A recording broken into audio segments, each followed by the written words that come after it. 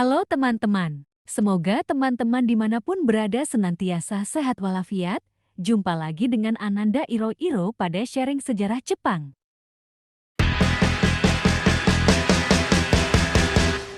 Selamat siang, konnichiwa, minasang. Senang sekali kita bisa berjumpa lagi di acara sharing tentang Jepang. Kali ini masih terkait dengan sejarah Jepang.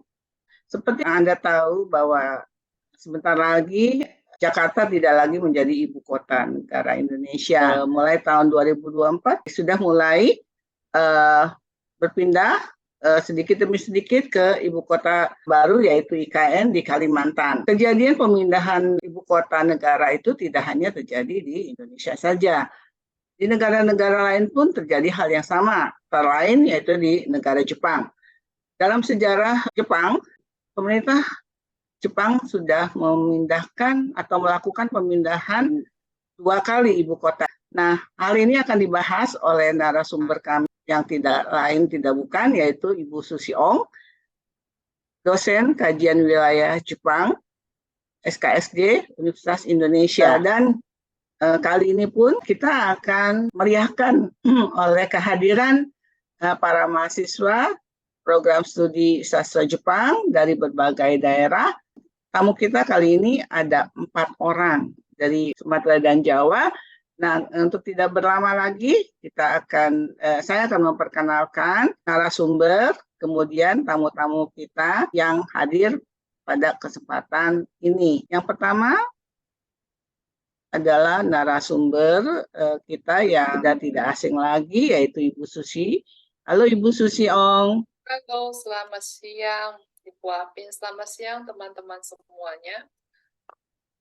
Hari ini kita ketemu lagi, saya ingin sedikit sharing gitu ya, informasi gitu ya, pengetahuan mengenai pemindahan ibu kota di Jepang. Nah, mumpung kan kita juga sedang pada momentum gitu, tahun depan akan ada pemindahan ibu kota ya, jadi Jakarta bukan ibu kota lagi, Jakarta yang sejak zaman Hindia Belanda ya, penjajah Belanda yang waktu itu namanya Batavia sudah menjadi ibu kota negeri jajahan.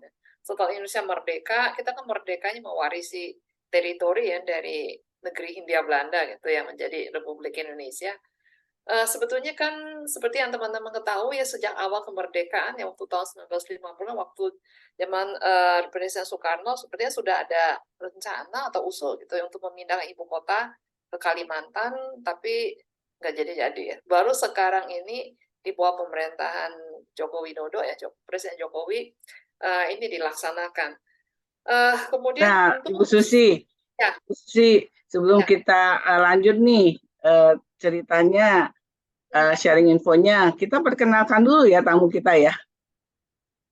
oh ya para teman-teman Pada mahasiswa nih, tamu kita yang pertama yaitu dari Universitas Bina Nusantara yang biasa dipanggil Farisang. Halo Farisang. Ya, halo Bu. Konnichiwa. Konnichiwa. Silakan mau perkenalkan diri, mungkin say hello sama teman-temannya. Baik Bu. Ya, selamat sore Ibu Susi dan Ibu Apin dan teman-teman semua. Perkenalkan, saya Muhammad Al-Faris Putra atau biasa dipanggil Faris dari Bina Nusantara atau Binus University dan sekarang sedang menjalani semester 7 dan salam kenal semuanya. Terima kasih.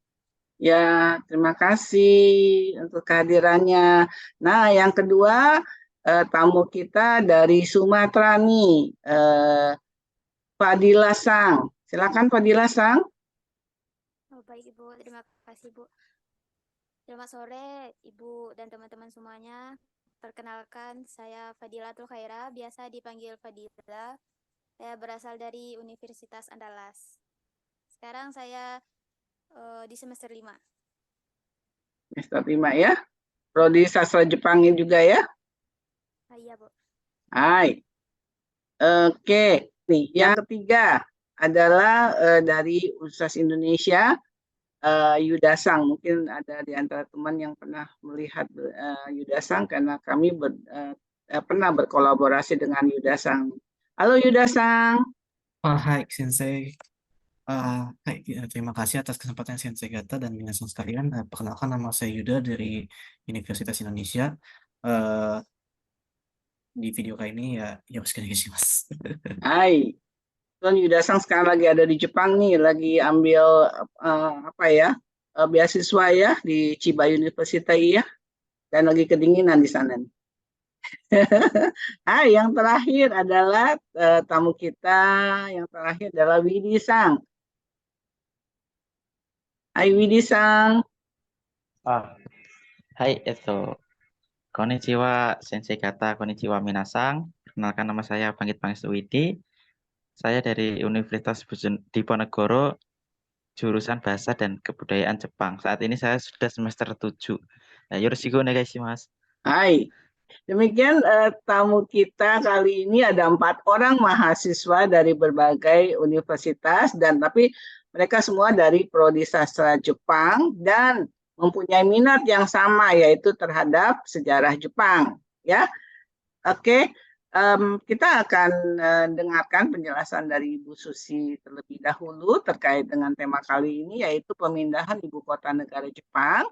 Dan nanti dilanjutkan dengan sesi tanya jawab dari para tamu kita kepada Ibu Susi ya.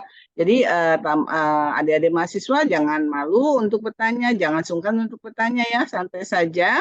Nanti kalau ada pertanyaan silakan dicatat nanti pada sesi tanya jawab bisa diajukan pertanyaannya kepada Ibu Susi ya. Deska ya. Baik. Kita mulai saja paparan dari Ibu Susi terkait tema kali ini. Silakan Ibu Susi. Baik, terima kasih Bu Apin dan sekali lagi ya selamat siang dan selamat datang ya ke acara ini. Seperti ini saya kira luar biasa ya karena di Indonesia peminat sejarah tuh sedikit sekali ya. Mahasiswa dari murid SD, SMP, SMA sampai dengan mahasiswa tuh sedikit sekali. Ya salah satu penyebabnya adalah saya kira pengajaran sejarah gitu di kita ya. Jadi para murid atau mahasiswa hanya disuruh menghafal gitu ya. Kapan suatu hal terjadi. Jadi misalnya pemindahan ibu kota misalnya dari Kyoto ke Tokyo misalnya atau dari Nara ke Tokyo ke Kyoto gitu ya. Tahun berapa itu disuruh hafal mati ya. Tapi mengapa pindah? Itu jarang sekali dibahas ya saya kira ya. Padahal sebetulnya justru itu yang penting ya. Jadi misalnya seperti kita nih pemindahan ibu kota dari Jakarta ke IKN di Kalimantan. Tahun berapa ya mungkin ya nanti di buku sejarah akan dicatat 2024. Tapi mengapa pindah? Jadi siapa yang terlibat, siapa yang mengambil inisiatif, penentangnya siapa gitu ya. Kemudian akhirnya bisa sampai goal gitu ya, terwujud. Itu kenapa itu biasanya jarang dibahas. Kenapa? Karena sangat complicated ya, sangat rumit ya. Tapi justru di situ serunya gitu ya, menariknya justru di situ. Nah, saya hari ini mungkin sedikit menambahkan ya, mungkin materi yang sudah diberikan oleh dosen-dosen kalian ya, mungkin pernah membahas ya di mata kuliah sejarah pemindahan ibu kota gitu ya, dari Nara ke Kyoto dulu namanya Heijo ke Heian gitu kan ya. Kemudian dari Heian itu kemudian pindah ke kota yang namanya Edo, kemudian sekarang ganti nama jadi Tokyo. Kenapa pindah ke Tokyo ya? Itu juga saya kira kita dikira kurang dibahas. Makanya jadi nggak menarik ya. Mahasiswa jadi cuma suruh hafal aja tahun berapa gitu ya. Nah, sebetulnya pemindahan ibu kota Jepang tadi disebutkan oleh Ibu Apin 2 kali ya. Ya sebetulnya sih lebih dari 2 kali. Masalahnya adalah sebelum itu ya. Jadi 2 kali itu maksudnya yang terakhir ini pemindahan dari kota yang namanya Kyoto ke kota yang sekarang namanya Tokyo gitu ya. Sebelum itu tuh pemindahan dari kota yang namanya Heijo gitu ya, yang sekarang namanya Nara ke ke Kyoto gitu ya. Sebelum bukan bertahta gitu, beribu kota di kota namanya yang sekarang jadi Nara. Sebetulnya ibu kota Jepang di tempat lain, ya. Jadi itu ada pemindahan dari tempat lain gitu ya. Sekarang kami sebutnya Fujiwara Kyoto atau kota Fujiwara gitu ya ke Nara. Masalahnya kota Fujiwara gitu, Fujiwara Kyoto sendiri kotanya sudah tidak ada. Jadi yang ada itu situs-situs arkeologi gitu ya. Jadi persisnya di mana tidak ada, para arkeolog itu ya mereka mengatakan ada di sekitar sini. Pokoknya daerahnya itu sekitar daerah Nara gitu. Sekarang namanya Kashihara ya. Nanti saya tunjukkan dengan peta. Kashihara diperkirakan dulu ibu kota Jepang gitu ya. Sebelum pindah ke Nara itu ibu kotanya ada di sini. Tapi persisnya tidak ada.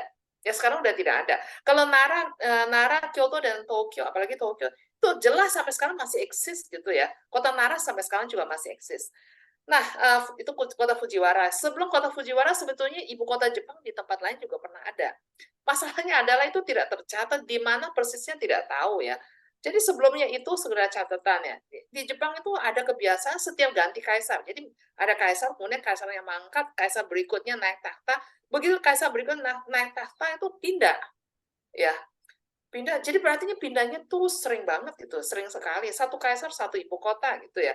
Dan ibu kota di mana karena tidak dicatat ya, tidak ada kemungkinan sih kotanya kecil gitu ya. Skalanya kecil kan nggak mungkin loh hanya dalam waktu misalnya 20 apa 10-20 tahun gitu membangun suatu kota, setelah itu pindah kan, ditinggalkan semua itu kan tidak mungkin ya. Jadi pemindahan ibu kota yang pindah dari mana ke mana itu jelas sampai sekarang masih ada, itu memang 2 kali ya. Dari kota yang namanya sekarang namanya Nara gitu ya, pindah ke Kyoto, kemudian dari Kyoto pindah ke kota yang sekarang namanya Tokyo ya. Ini saya sambil share screen ya. Kalau belajar tentang Jepang ya minimal ini ya, kita harus berpegang pada peta gitu ya. Jepang ada di sini, saya kira semua tahu ya, udah pernah lihat ya Google Map gitu ya. Jepang tuh sebetulnya kalau sekarang sih anak-anak muda tahunya Tokyo karena sebagai ibu kota. Padahal Tokyo ini dulu di Jepang disebut Kanto, sekarang juga istilahnya Kanto, artinya sebelah timur ya. Dulu ini daerahnya tuh dianggap daerah barbar gitu, barbar tadinya kurang beradab gitu ya. Pusat peradaban Jepang itu ada di sini ya. Ini sekarang yang kelihatan cuma Osaka aja. Nah, sebenarnya bukan Osaka. Osaka itu kota pelabuhan ya. Daerah ini ya, daerah Nara, kemudian sebelah utaranya ada Kyoto ya. Nara ini, daerah ini namanya Yamato.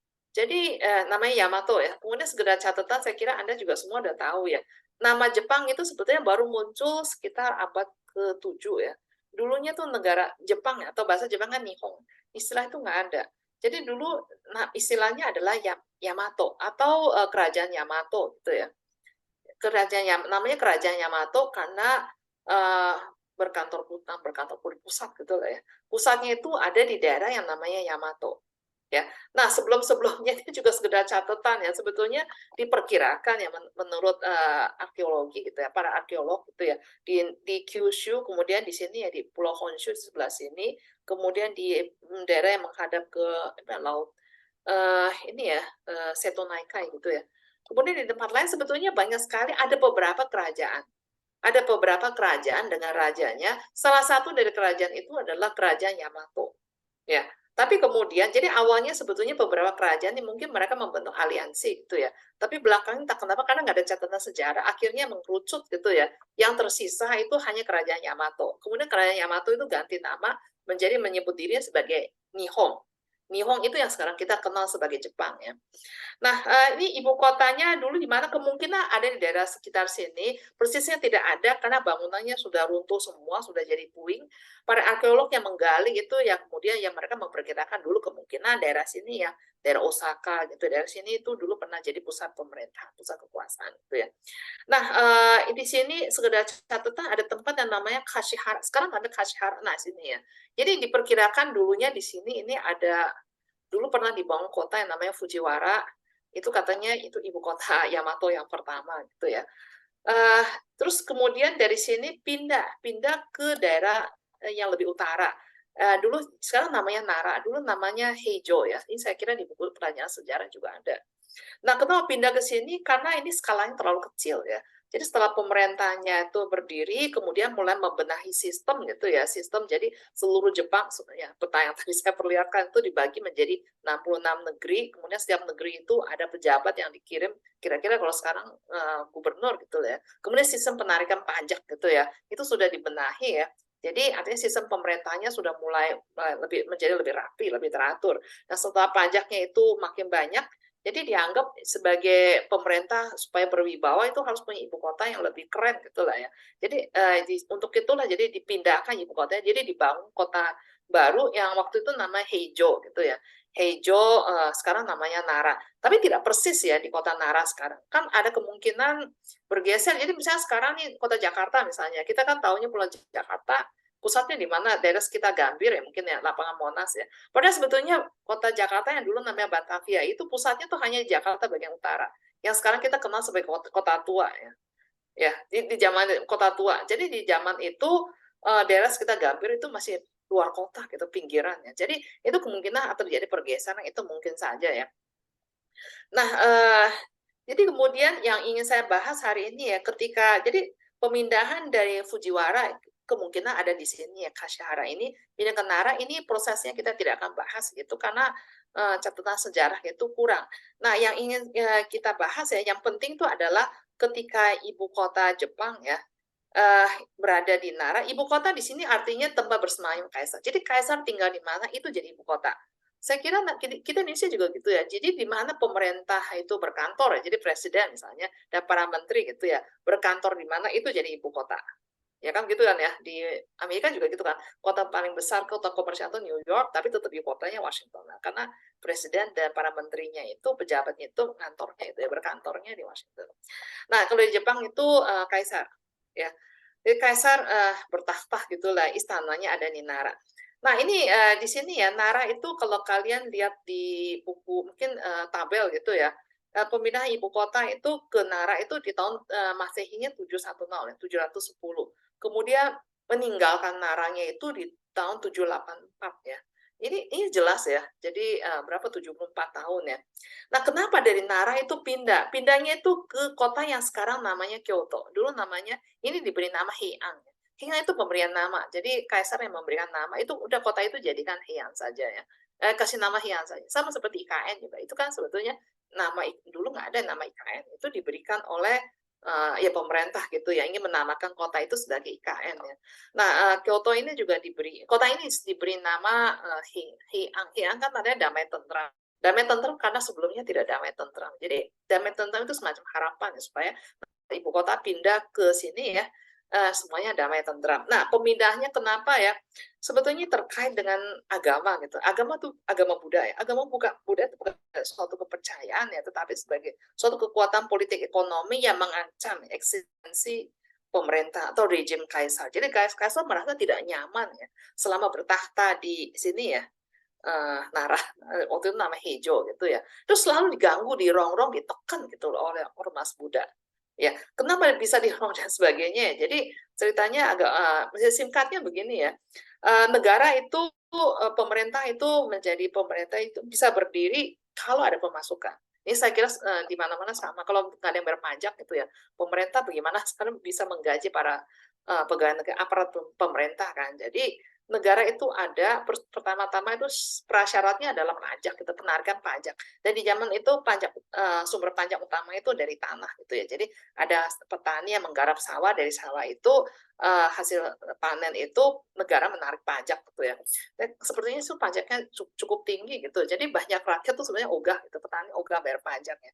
Nah, di sini agama Buddha ya. Agama Buddha waktu itu ada 6 sekte ya yang berkembang di zaman ya di Nara itu ya ada 6 sekte dan ini sangat berkuasa tuh dalam arti kalau instansi instansi agama ya jadi sebenarnya sekarang masjid atau gereja itu nggak kena pajak ini saya kira Anda tahu ya ini di mana-mana sama di Jepang juga kuil Buddha itu nggak kena pajak jadi banyak rakyat yang punya tanah gitu ya daripada mereka harus bayar pajak ke pemerintah ya akhirnya mereka mendonasikan gitu ya kalau di Islam tuh bawa wakaf kan gitu mendonasikan tanahnya tuh ke kuil kuil sebagai institusi gitu ya sehingga tanah itu jadi atas nama institusi Buddha sehingga tidak perlu bayar pajak lagi ya jadi itu tentu saja ya para petani pemilik tanah sebelumnya itu mereka yang mengelola gitu ya menggarap sawah nanti ya tinggal mereka bayar pajak gitu ya bayar semacam upeti gitu ke kuil yang memang nilainya lebih rendah dibandingkan kalau mereka harus bayar pajak ke negara nah akibatnya adalah banyak sekali tanah itu akhirnya menjadi milik dari kuil agama Buddha, kuil Buddha gitu ya. Ya negara tuh gigit jari gitu, pemerintah tuh pemasukan kas negaranya berkurang gitu ya. Karena tanahnya kan berkurang. Kemudian pajaknya ini juga poll tax ya, maksudnya pajak kepala. Jadi setiap petani gitu ya, seperti kalau kita kan warga negara harus bayar pajak ya. Tapi kalau warga negara itu, rakyatnya itu kalau sudah berafiliasi ke kuil, negara tidak berhak mengganggu gugat. Jadi dengan demikian pemasukan negara tuh anjlok, pemasukan negara anjlok itu sama juga artinya di bawah negara juga anjlok gitu ya. Sebaliknya kuil agama Buddha gitu ya, sektor-sektornya itu menjadi semakin besar, semakin kuat secara ekonomi mereka mapan gitu ya. Dan mereka punya banyak pengikut Ya, jadi orang-orang yang ya ibaratnya afiliasi itu kan ke kuil Buddha gitu. Sehingga dengan demikian tuh mereka secara politis, secara ekonomi, secara sosial, kemudian juga secara politik tuh mereka sangat kuat gitu ya. Itu sebetulnya membuat pemerintah Kaisar tuh sangat tidak nyaman. Kemudian ada suatu peristiwa ya di mana di tahun 760-an gitu ya. Waktu itu bertahta seorang kaisar perempuan ya. Nah, di Jepang waktu itu sistemnya saya kira sama seperti zaman sekarang ya. Kaisar itu gimana ya? Kaisar itu harus menikah dengan sesama bangsawan. Jadi nggak ada tuh ceritanya kaisar itu menikah dengan rakyat jelata atau yang statusnya lebih rendah gitu ya. Nah, kalau jadi yang berhak menjadi kaisar adalah keturunan. Oke. Nah, kemudian di tahun 760-an gitu ya, ini persis bisa dicek di Wikipedia, ada berkuasa seorang kaisar perempuan ya, Shotoku. Nah, dia tuh kaisar perempuan, dia jadi kaisar karena dia putri dari kaisar sebelumnya ya. Kalau nggak salah kaisar sebelumnya tidak punya putra, jadi atau mungkin cucunya masih kecil ya, jadi mau nggak mau ya sebagai penyambung itu si putrinya itu jadi kaisar. Nah, dia tuh sakit ya, sakit kemudian di zaman itu kan ilmu kedokterannya itu masih sangat terbelakang ya. Jadi kalau orang sakit kan kemungkinan orang nggak menganggap itu kemasukan setan gitu ya. Jadi dia tuh minta tolong ke seorang pendeta Buddha namanya Dokyo gitu ya. Minta akhirnya dia sembuh. Karena sembuh jadi akhirnya dia merasa sangat tergantung gitu ya. Jadi seperti si pendeta Buddha ini yang menyelamatkan nasib nyawanya ya. Terus pendeta Buddha ini namanya Dokyo ini jadi melunjak gitu ya. Melunjak dia merasa dirinya tuh lebih jago daripada kaisar. Nah, ini pendeta Buddha kan laki-laki ya. Dan kaisar waktu itu kebetulan perempuan. Dan perempuan dia tidak menikah. Jadi akhirnya udah gosip lah ya katanya. Wah, dia kan sebetulnya simpenannya kaisar dan sebagainya. Nah, akhirnya si Dokyo ini sampai melunjaknya gitu ya. Dia kan sebetulnya bukan keturunan bangsawan, bukan keturunan kaisar. Dia katanya pergi ke Kyushu ya, kemudian pergi ke kuil Hachiman gitu, punya kuil besar gitu ya. Jadi minta pendapat dewa ya. Dia bertanya apakah saya layak menjadi kaisar berikutnya. Terus katanya ya konon dia bilang mendapat jawaban dari dewa, katanya kamu layak menjadi kaisar berikutnya. Jadi akhirnya dia ngomong kemana-mana, saya ini kaisar berikutnya. Ini kan melunjak kan keterlaluan ya. Akhirnya keluarga kaisar ya marah gitu ya. Kok sampai segitunya melunjaknya ya. Jadi dari situ sebetulnya keluarga kaisar itu sudah penguasa gitu sudah sangat muak gitu, dia merasa kalau di sini terus ya itu akan selalu ditekan di Romo. Kalau kita lebih baik kita pindah saja ya. Itu sebetulnya salah satu keputusan utama mengapa mereka memutuskan untuk pindah. Nah, kalau sudah mengambil keputusan pindah kan berarti next-nya itu berikutnya tuh cari tempat ya, kira-kira di mana tempat yang cocok gitu ya. Itu satu ya. Kedua, poin yang satu lagi adalah ketika ibu kotanya di sini ya, Heijo yang sekarang jadi Nara itu ya, sebetulnya sistem pemerintahannya itu semakin dibenahi ya. Jadi pajak ya, pembayaran pajak dari daerah itu semakin lancar. Nah, pembayaran pajak itu jadi di sini timbul masalah pajak ya. Pajak itu waktu itu kan belum ada uang ya. Jadi pajak itu dalam bentuk natura. Jadi ada hasil bumi, hasil laut, kemudian hasil kerajinan ya seperti tekstil, itu kain ya dan sebagainya. Itu harus diangkut ya. Nah, diangkut itu di zaman itu jalur pengangkutan utama yang paling praktis itu air sungai, lewat sungai ya. Sedangkan di kota ini ya kota sekarang jadi Nara itu sungai itu jalur sungainya kurang sehingga pengangkutan pajak gitu ya itu sangat terhambat. Nah, untuk itu supaya depannya lebih lancar, kalau banyak bayar pajak kan berarti pemasukan negara bertambah gitu ya. Berarti harus dicari suatu tempat untuk dijadikan ibu kota. Nah, ibu kota baru itu lalu lintas airnya gitu ya, jalur airnya itu lancar. Nah, sebetulnya jadi dua pertimbangan utama itu yaitu yang menjadi alasan ya ketika di tahun 784 ya. Ini gampang ingatnya, 784 diambil keputusan. Jadi kaisar yang bertakhta itu ya namanya Kaisar Kamu. Nah, Kaisar Kamu ini ya ini ceritanya agak panjang. Jadi ceritanya nenek moyangnya itu dulunya itu dua saudara kandung gitu ya. Dua saudara kandung ini tapi saling membunuh ya. Saudara kandung kalau udah kekuasaan nggak mengenal saudara. Jadi si abangnya dibunuh sama adiknya ya. Jadi adiknya yang bertahta. Tadinya abangnya jadi kaisar, abangnya begitu meninggal, adiknya jadi kaisar. Putra dari abangnya itu disingkirkan, dibunuh gitu ya.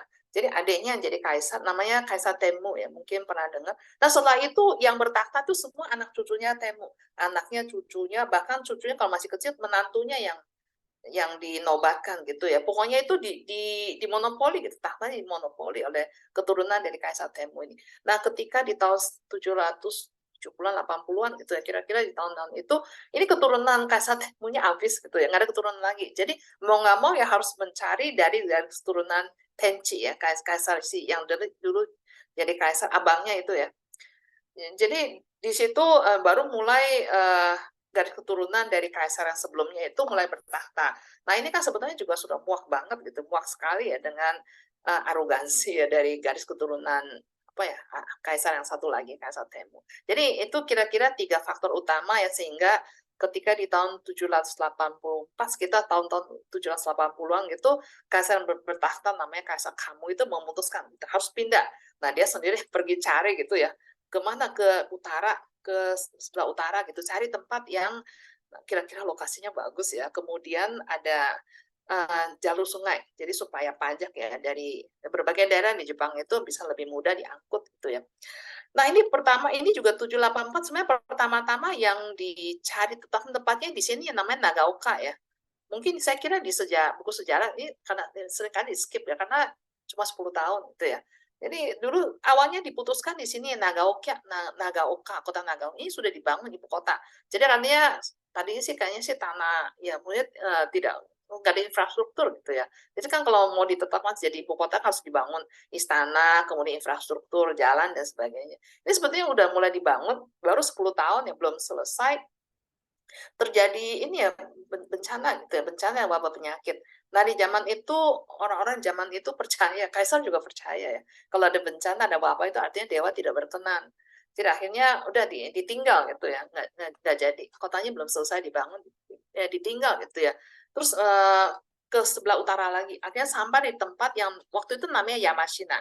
Mungkin pernah dengar ya istilahnya ya. Sekarang menjadi salah satu nama tempat gitu kayaknya di kota Kyoto. Sekarang jadi di sini gitu ya. Jadi ditetapkan tempat ini ya menjadi ibu kota, kemudian Yamashina itu diganti namanya jadi Heian. Kalau Heian semua tahu ya, Heian gitu ya. Nah di sini Heian ini menarik, jadi kenapa dijadikan ibu kota ya? Ini kita lihat sungai. Sungai itu sangat penting gitu ya. Ini ya sungai, ini ada sungai Kamogawa kan ya. Persisnya sungai Kamogawa, kemudian sungai ini ya Nishi Takase. Jadi sungai ya di kota Kyoto ini jadi ada beberapa sungai. Jalur sungainya itu sebenarnya lumayan jalurnya lumayan banyak gitu ya, network gitu kalau sekarang istilahnya itu. Jadi untuk pengangkutannya lumayan bagus. Termasuk sebetulnya juga kalau ingin membangun kota, infrastruktur kota. Jadi misalnya istana ya dibangun di pusat kota, berarti di daerah sekelilingnya itu kan harus ada jadi para pejabat tinggi, kemudian pajak penyantikan mereka kan konsumen kan. Jadi berarti para pedagang itu pengrajin itu harus juga tinggalnya dekat daerah sekitar situ. Nah, ini kan semua orang-orang yang tidak bercocok tanam.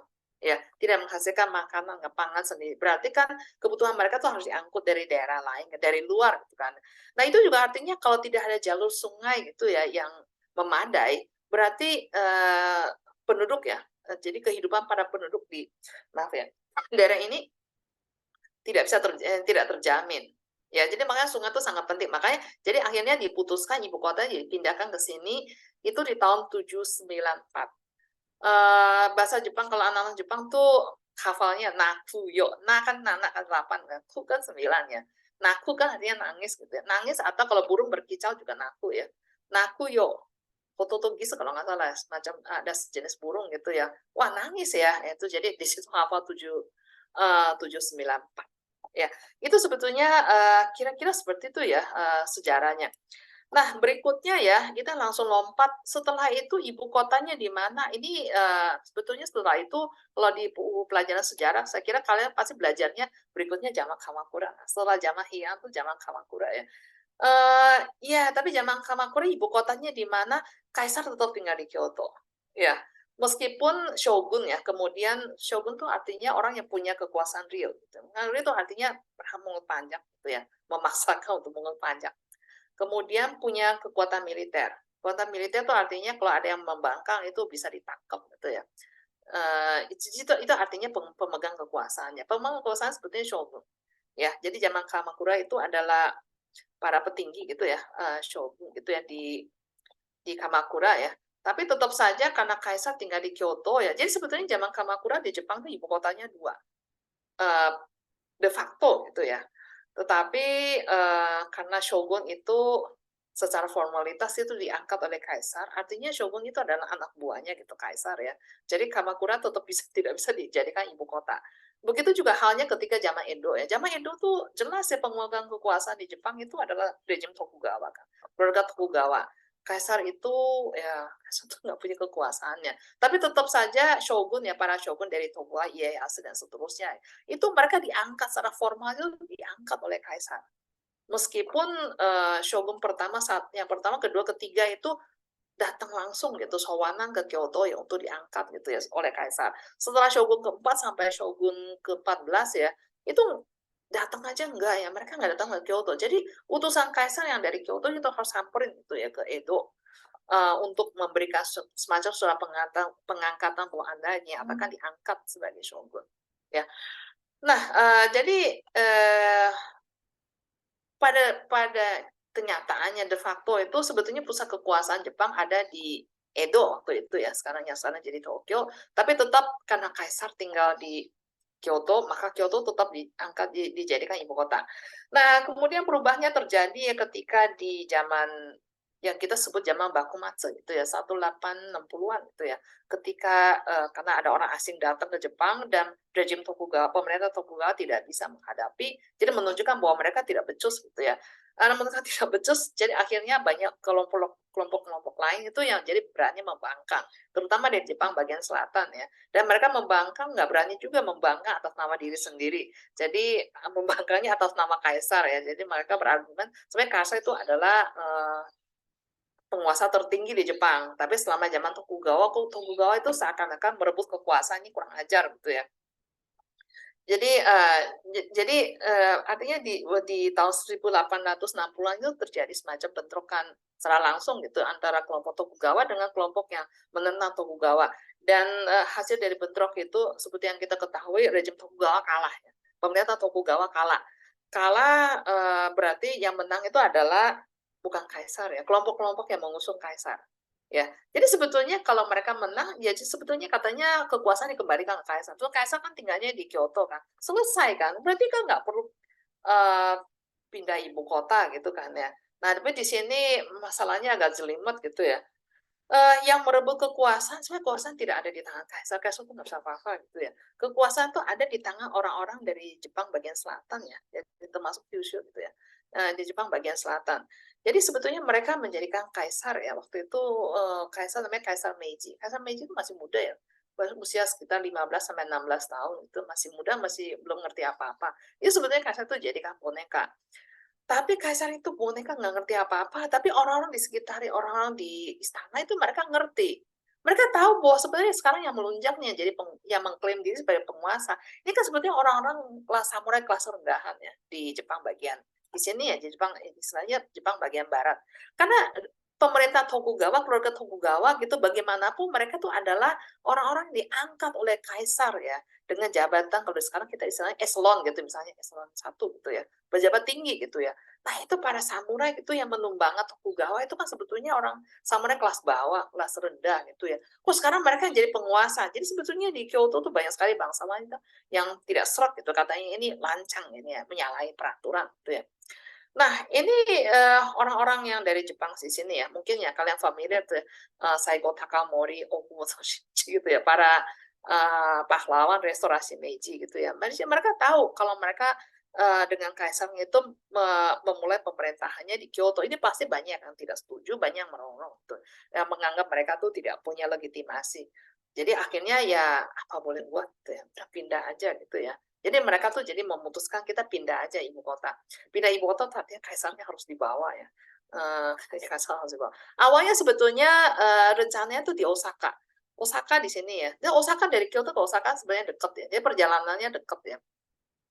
Itu pun sebetulnya rencananya sudah ada yang mengendus gitu orang di Kyoto gitu. Wah, kaisar dibawa pergi. Wah, jangannya dibawa pergi terus nggak pulang lagi ya. Kalau nggak pulang lagi berarti Kyoto nggak jadi ibu kota lagi ya. Oh, mereka jadi kejar terus ya, dikejar terus ya, ini harus pulang gitu ya kaisarnya. Jadi ini juga ini jadi semacam seperti adu otot gitu ya, kaisar dibawa pergi gitu ya.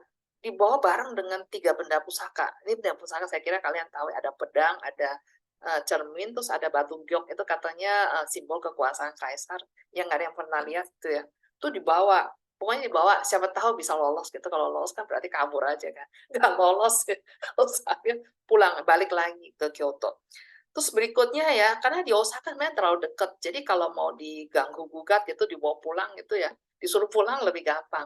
Akhirnya di dalam ya para inilah orang-orang dari Jepang Selatan gitu ya, mereka ada yang berumbuk, katanya gini aja, pindahnya ke sini aja, ke Edo. Ya, kenapa pindah ke Edo? Pertama Edo tuh jauh dari Kyoto gitu ya, jadi kalau misalnya ada orang dari Kyoto kalau nggak seneng kan kayaknya susah gitu ya ngejar-ngejar sampai ke Edo. Zaman dulu kan nggak ada Shinkansen kan. Jadi kalau dari Kyoto dari Osaka mau ke Edo setengah mati gitu ya. Ya sama seperti sekarang mungkin nanti kalau IKN ibu kota pindah ke Kalimantan orang yang anti pemerintah tuh kalau mau demo katanya jadi susah gitu ya.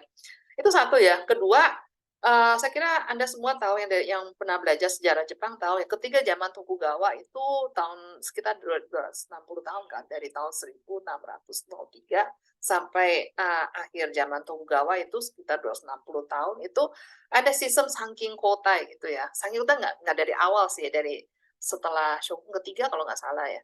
Itu juga dilakukan bertahap. Tapi intinya adalah Sankin Kotai. Jadi para penguasa lokal yang namanya daimyo gitu ya. Daimyo itu kan mereka harus setahun tinggal di Edo.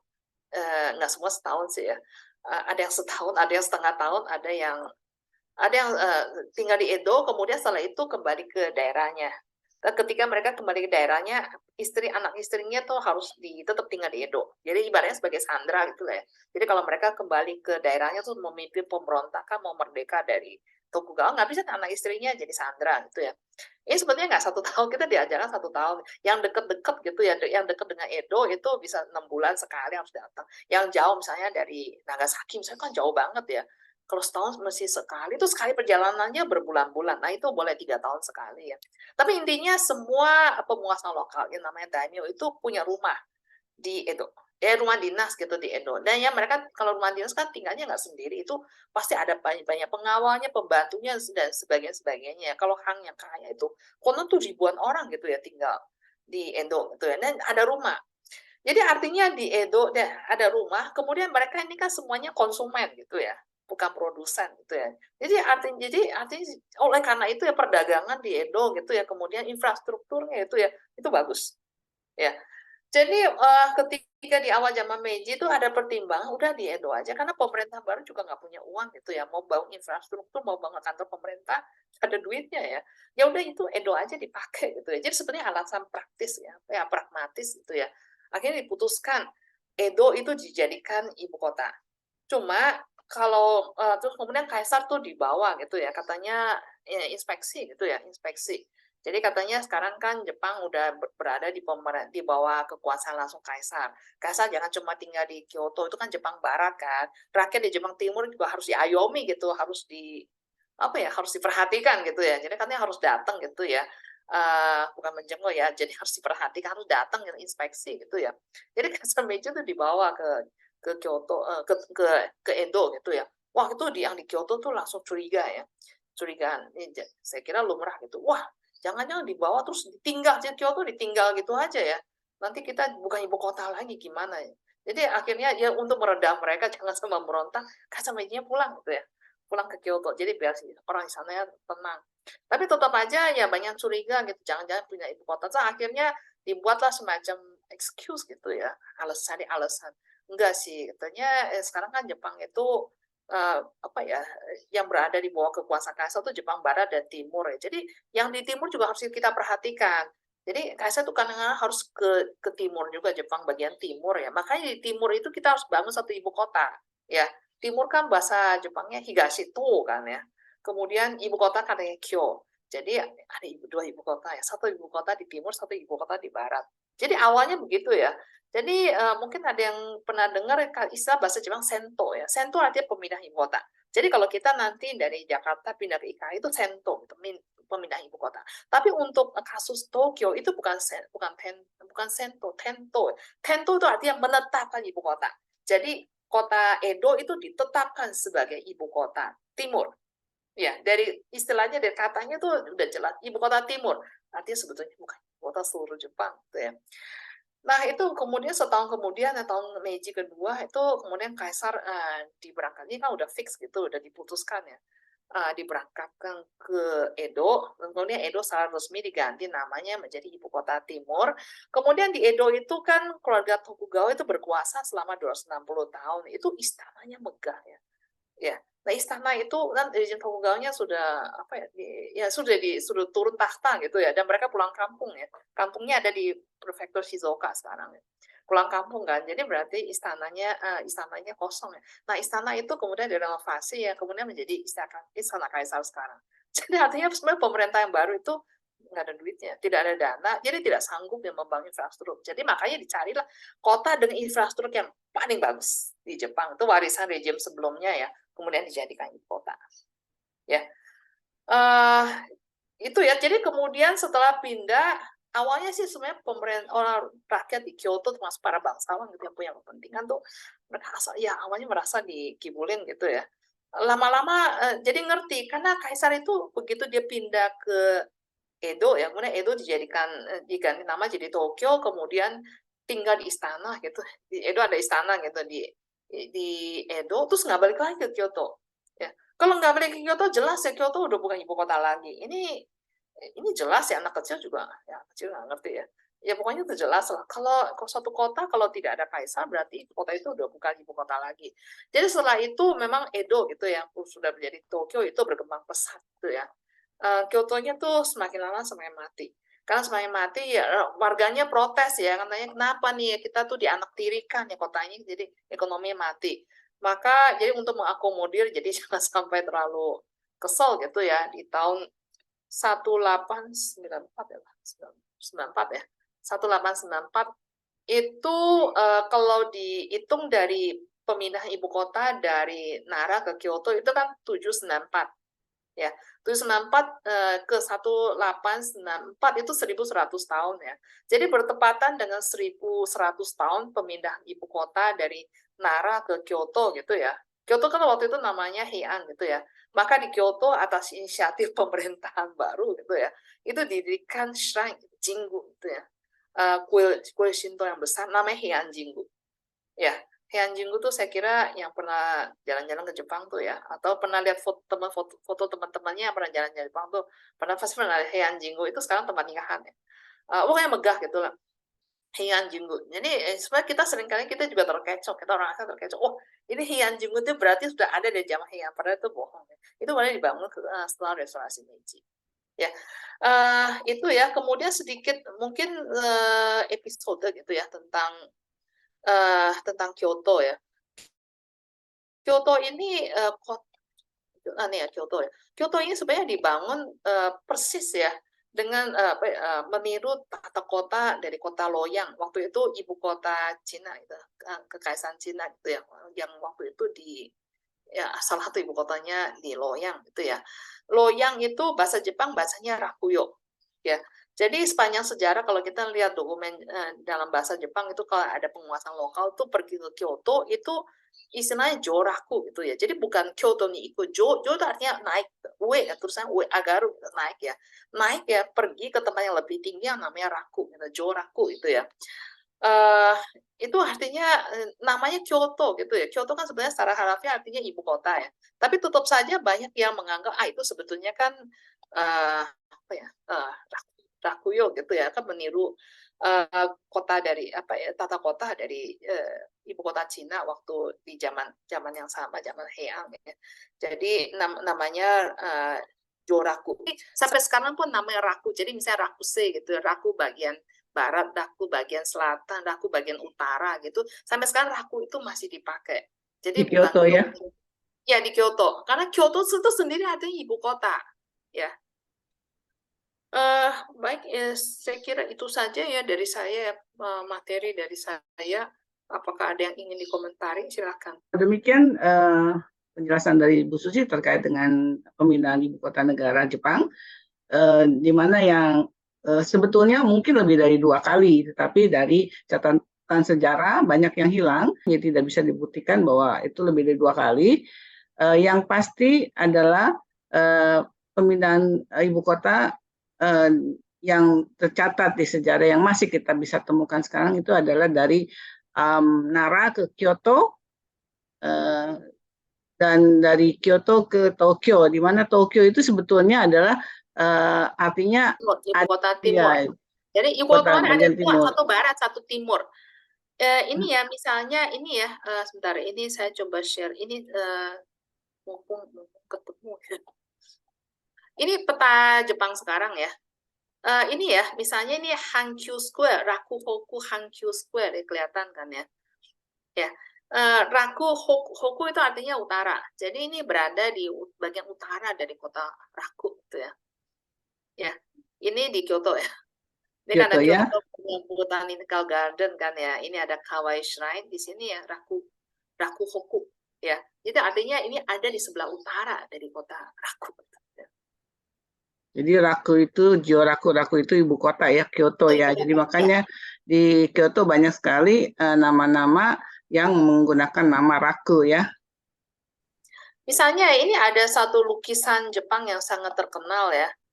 Lukisannya seperti ini ya. Ini lukisannya tuh ukurannya besar gitu, kolosal gitu ya. Kolosal, jadi menggambarkan daerah yang sangat luas dengan komakai gitu ya, orang-orang. Jadi ada rakyat jelata, ada bangsawan, ada pedagang gitu ya. Hidupannya seperti apa? Lukisannya namanya Rakuchu Rakugaizu ya. Secara harfiah ini bahasa Inggris terjemahannya ya, scene, jadi pemandangan ya, di dalam dan di sekitar Kyoto. Ya, Rakuchu Rakugaizu ya. Ini a Java painting gitu, dia suatu lukisan ya. Ini memang digambar di zaman Muromachi gitu ya, sampai dengan zaman Edo. Ini mengenai town area kan, inner Kyoto, jadi kota tua gitu lah, dan suburban area gitu ya, daerah pinggiran Kyoto gitu. Seperti ini. Jadi ini lukisannya sangat terkenal ya. Dan lukisannya namanya Rakuchu Rakugaizu ya. Jadi tidak menggunakan kata Kyoto ya, tapi Raku ya. Bahkan saya beberapa waktu yang lalu saya sempat baca ini ada data statistik gitu ya tentang pariwisata. Jadi orang turis gitu yang datang berkunjung ke Kyoto gitu ya, itu nggak disebut Kyoto ni kuru gitu kan, bahasa Jepang orang suka singkat-singkat gitu ya. Misalnya datang ke Jepang tuh Rainichi gitu kan, datang ke Jepang gitu ya. Yang ke Kyoto itu Rairaku ya. Rai itu kuru gitu ya. Bukan Rainichi, Rairaku. Orang-orang yang datang ke Raku. Jadi sampai sekarang pun kata Raku itu masih digunakan. Jadi Raku itu identik dengan ibu kota Kyoto ya. Kyoto ya, karena ibu kota itu memang desain gitu, tata kotanya persis ya seperti kota Raku gitu, Rakuyo gitu ya, ibu kota tua Cina. Nah, ini kayaknya menarik banget ya, karena kebanyakan alasan dari pemindahan pemerintahan Jepang ini lebih bersifat politis karena banyak terjadinya hal-hal yang tidak membuat kaisar nyaman ya. Dimana yang pertama dari Nara ke Kyoto karena kekuasaan para ketua kuil ya Buddha di zaman itu kekuasaan semakin melebar karena terkait dengan pajak ya, pajak negara, di mana petani lebih menghindari pajak dengan memberikan donasi tanahnya kepada kuil Buddha sehingga kuil Buddha menjadi semakin besar ya, itu salah satunya. Kemudian dari Kyoto ke Tokyo ya. Edo ya, Tokyo itu sebelah kerajaan bagian timur, itu timur, Kyo itu kan ibu kota ya. Yaitu pun karena alasan politik di mana Tokugawa pada saat itu dikalahkan oleh para pengikutnya kaisar yang memang tidak suka dengan Tokugawa ya, jadi mengambil kaisar itu sebagai tameng aja oleh mereka. Sebetulnya di balik semua itu adalah politik kekuasaan ya. Jadi mereka ingin menguasai pemerintahan dengan membuat kaisar yang memang tidak berkuasa menjadi tameng, karena kaisar pada waktu itu menjadi simbol dari kekuasaan atau simbol negara ya. Sebetulnya ibu kota negara Tokyo itu menjadi pusat pemerintahan itu di tahun 18 69, 68, 69 gitu. Setelah restorasi Meiji kan mungkin ada sedikit konflik, setelah itu langsung kan pindah ibu kota. Ya, begitu pindah ibu kota, warga Kyoto-nya ngomel ya, kita ditinggal, dianaktirikan, wah ini nggak adil, bla bla bla. Ya udah deh supaya seneng gitu, kemudian didirikan ini Heian-Jingu ya. Kalau yang nggak pernah pergi bisa lihat di YouTube gitu atau di Wikipedia ya, itu tempatnya megah sekali. Nah, Jadi itu kayak simbol Yuda gitu ya. Sang, kalau ada kesempatan silakan datang ke Heian-Jingu, Yuda Sang. Itu sebenarnya tempat orang Mumpung ada kawin Jepang. ya. Tempat yang kawin. Orang kawin. Itu hanya sebagai simbol ya, jadi simbol Sebagai dari simbol mungkin kebanggaan. Cuma kalau kita ke sana kita jadi terkecoh. Wah, Heian berarti dari zaman Heian udah ada ya, padahal enggak. pada itu di zamannya Meiji. Meiji ya. Di zaman Meiji, ya. Hai. Kira-kira seperti itu. Silakan kalau ada yang ingin bertanya. Sudah dicatat pertanyaannya di kampus. Ada mata kuliah sejarah sudah sampai di sini atau bagaimana? Atau ini baru pertama kali adik-adik mendengar cerita tentang pemindahan ibu kota negara Jepang. Bagaimana? Ya, Bang izin Kitsang? menjawab. Dewi Disang ya. Hai. Sumimasen izin menjawab. Jadi kalau di Universitas Diponegoro itu untuk masalah sejarah Jepang itu sebelumnya sudah pernah dibahas di semester 5 kalau nggak salah. Nah itu tapi pembahasannya itu mengenai seperti periode-periode mulai dari awal Jepang, mulai dari zaman Jomon sampai akhirnya sampai ke pada restorasi Meiji, itu pembagiannya saja, termasuk Heijo. Tahun-tahunnya. Iya, tahun-tahun Termasuk mulai dari tahun-tahunnya, nama penguasa gitu ya. mulai dari kaisar pertama, kaisar perempuan, siapa lupa namanya, itu dari yang awal zaman Jepang. Yang ya. Seperti yang Ibu Susi katakan di awal ya, jadi sejarah yang diajarkan di kuliah kebanyakan lebih kepada banyak hafalan ya. hafalan. Mungkin cerita. Mungkin nanti kapan-kapan kalau berminat mungkin kita ngobrol santai gitu ya. Jadi istilah Jomon dan Yayoi itu sebetulnya dua-duanya adalah istilah yang diberikan oleh arkeolog orang Amerika ya. Itu nama itu diberikan di zaman Meiji. Jadi jauh sesudah zaman Jomon dan Yayoi ya. Itu di tahun 1880-an ya. Dan itu dua istilah itu kemudian dipolitisir gitu ya. Dan entah kenapa kemudian dipatenkan. Jadi kita hafalnya Jomon, Yayoi, bla bla bla bla gitu ya. Mungkin nanti kapan, saya juga kepengen sih menulis gitu ya. Ini kalau di KBJ sudah kami bahas, tapi sepertinya kalau di luar KBJ belum sempat dibahas gitu ya. Ya, jadi Jomon ya itu sebetulnya istilah arkeologis ya. Arkeologi Jepang itu dikembangkan oleh orang Amerika di tahun 1880-an. Ya. Hai. Ya. Bagaimana yang lain? Silakan. Agak bingung ya, atau karena pertama kali mendengar ceritanya agak bingung? Boleh kebingungan kalian bisa disampaikan, bingungnya di mana gitu. Biar Ibu Susi bisa menjelaskan gitu. Iya Bu, saya ingin bertanya. Silakan Faris. Ya, sebelumnya terima kasih kepada Bu Susi yang sudah jelaskan materi dengan baik ya Bu. Terima kasih. Saya ingin tanyakan tuh kan di zaman 1800-an tuh ada kebijakan Sakoku Bu ya, yang Jepang menutup diri dari negara luar gitu.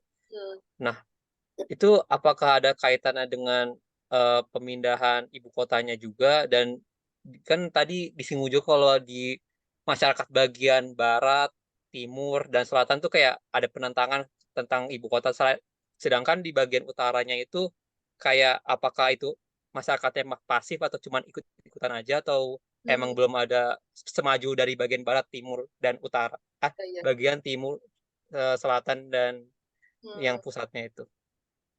Ya, terima kasih ya pertanyaannya. Jadi pertama sakoku ya, sakoku itu kayaknya udah jadi istilah baku gitu di kita ya. Kita diajarkan bahwa waktu zaman Tokugawa, pemerintah Tokugawa itu kebijakannya sakoku ya. Padahal sebetulnya kebijakan Tokugawa itu, jadi sebelum Tokugawa berkuasa ketika zaman Toyotomi Hideyoshi sebetulnya persisnya gitu ya. itu banyak misionaris dari Portugis ya, Portugis, Spanyol, mereka menyebarkan agama Katolik ya. Kemudian yang umat Katolik itu biasanya kalau orang yang baru pindah agama, biasanya agak sotoy gitu ya. Karena antusias pengen menunjukkan bahwa saya nih otentis, saya beneran nih udah percaya pada ajaran agama yang baru gitu ya. Ajaran agama yang baru saya terima gitu ya. Ini banyak yang soto itu mereka merusak ini patung Buddha, merusak kuil Buddha, itu membuat katanya berhala gitu ya, penyembah berhala gitu ya. Nah itu menimbulkan keresahan ya pada masyarakat. Jadi kemudian ada semacam kecurigaan ya bahwa orang Portugis dan Spanyol itu mereka ingin mengkristenkan orang Jepang, dan setelah Katolik maksudnya ya, mengajak orang Jepang untuk masuk Katolik. Kalau sudah masuk Katolik kan berarti mereka harus setia kepada Paus di Vatikan ya. Dan akhirnya jadi mereka akan jadi mata-mata gitu. Tidak lagi setia pada pendidikan Tokugawa. Itu sebenarnya salah satu itu pemicu utama gitu ya. Faktor utama yang menyebabkan pemerintahan Tokugawa itu waktu zaman Shogun ketiga ya, bukan dari zaman Ieyasu ya. Shogun ketiga itu memutuskan melarang agama Kristen ya, melarang Kristen maksudnya Katolik ya, kemudian melarang orang asing, misionaris maupun pedagang masuk ke Jepang, kecuali orang Belanda. Nah ini saya kira tahu ya, kecuali orang Belanda ya, orang Belanda kan boleh berdagang di Nagasaki kan di Jepang bagian selatan. Kemudian orang Cina dan orang Korea itu tidak dianggap orang asing ya, jadi mereka tidak termasuk ya dalam larangan gitu ya. Kemudian orang jadi orang Belanda boleh berdagang di Nagasaki, tapi ini eksklusif orang Belanda itu VOC ya persisnya ya. VOC itu hanya boleh berdagang dengan rejim Tokugawa. Itu artinya perdagangan luar negeri itu dimonopoli oleh pemerintah. Ya. Sedangkan jadi yang bagian paling selatan Satsuma misalnya, mereka tuh masih berdagang dengan kerajaan Ryukyu. Dan Ryukyu yang sekarang jadi Okinawa ya. Sekarang jadi jajahan Jepang gitu ya. Itu sedangkan kerajaan Ryukyu itu berdagang dengan Asia Tenggara. Makanya Satsuma itu kaya ya. Kemudian Hang di Jepang bagian utara namanya Matsuma itu berdagang dengan orang-orang Ainu ya dari Hokkaido bagian selatan ya. Itu satu. Jadi kemudian perintah ya dari pemerintah rejim Tokugawa itu adalah melarang berdagang dengan luar negeri ya. Tidak ada kata sakoku ya. Nah, kemudian orang Belanda kan boleh tuh berdagang di VOC persisnya. VOC itu boleh berdagang. Kenapa? Karena mereka jago suap gitu ya.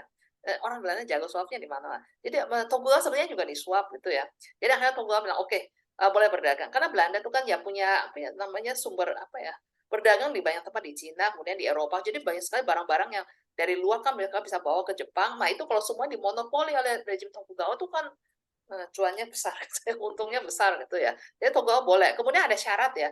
Kepala kantor perwakilan VOC di Nagasaki itu setiap tahun harus bikin laporan perkembangan dunia. Jadi supaya Tokugawa itu mereka tahu perkembangan dunia tuh di luar negeri itu seperti apa. Makanya ketika revolusi Prancis itu pun dalam waktu hitungan setahun gitu ya, itu laporan udah sampai ke Tokugawa ya.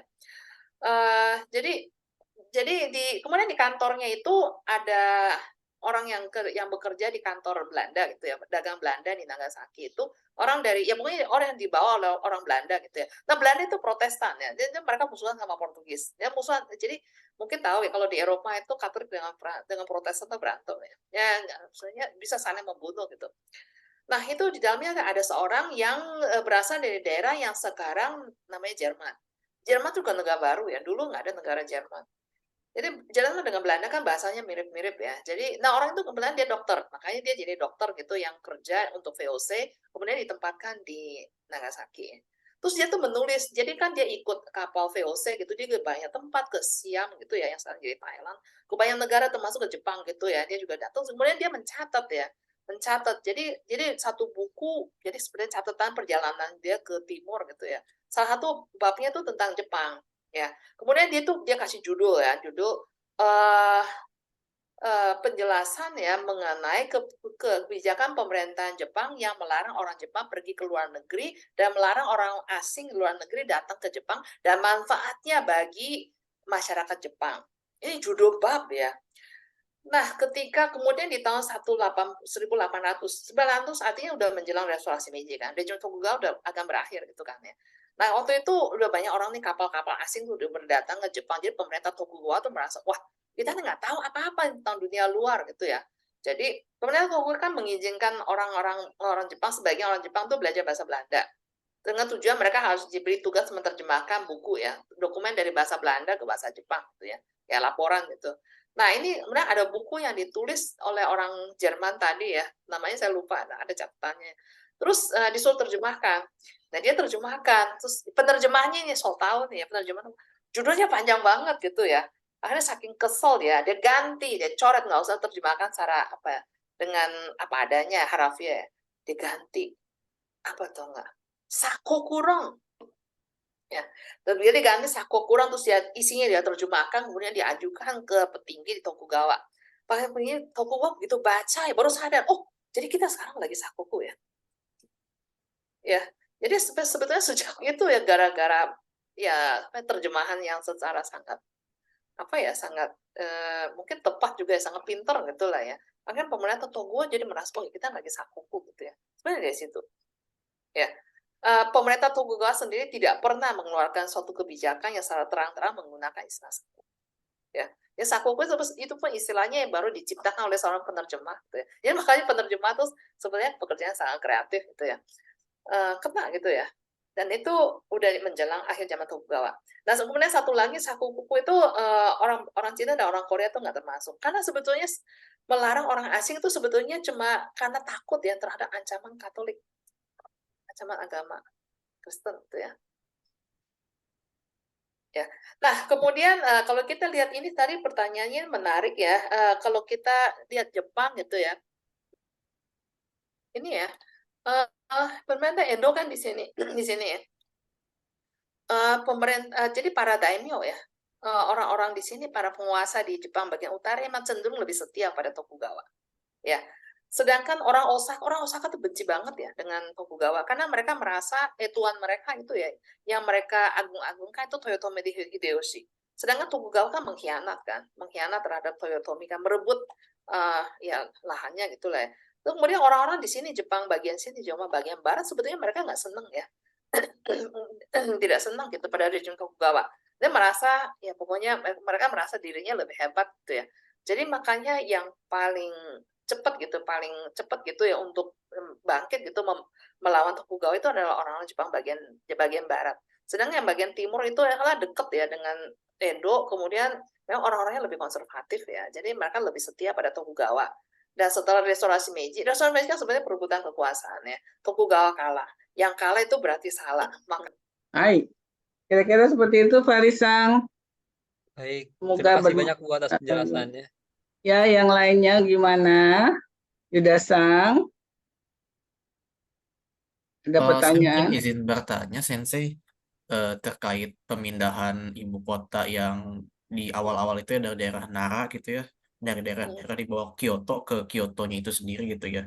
Itu kan sebenarnya kan inisiatif Kaisar untuk melepas Kaisar saat itu untuk melepas ini kan yang dari rongrongan ormas-ormas Buddha ataupun ya faksi-faksi yang terkait dengan institusi keagamaan Buddha saat itu ya. Tapi saya tadi nggak kalau dari saya bisa jadi saya agak kurang menangkap ya, tapi kalau saya tadi belum mendengar secara detail sih sebenarnya apakah ada perlawanan gitu seperti yang terjadi pada saat restorasi Meiji dan perpindahan lain gitu pada saat pemindahan dari Nara ke Kyoto ini ataukah karena memang dari Nara ke Kyoto itu nggak terlalu jauh gitu makanya tidak ada Ada. oh, ada ya? Jadi waktu baru pindah gitu, jadi waktu ini Kamu ya, jadi Kaisar Kamu itu masalah seorang kaisar yang paling karismatik dalam sejarah Jepang. Karena pemindahan itu kan proyek besar. Awalnya kan dia pindahnya ke Nagaoka gitu kan ya. Kalau itu Nagaoka 10 tahun ada bencana, dia ketakutan, dia kabur, pergi ke tempat yang lebih utara lagi gitu ya.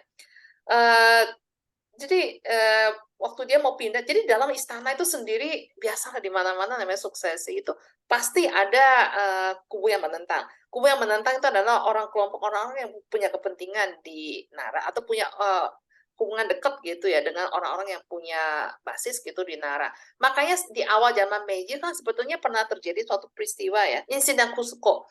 Jadi di dalam istana ya biasalah ya kaisar itu anaknya nggak mungkin cuma satu. Kaisar kemudian istrinya banyak, terus anaknya banyak. Kalau anaknya banyak pasti ada namanya masalah suksesi gitu. Karena masing-masing anak itu pasti ada kroninya kan. Mereka berharap ini kalau tuannya ini jadi kaisar kan mereka akan dapat jabatan dan sebagainya. Ini bahkan di awal zaman Meiji pernah ada kejadian di Cusco gitu ya.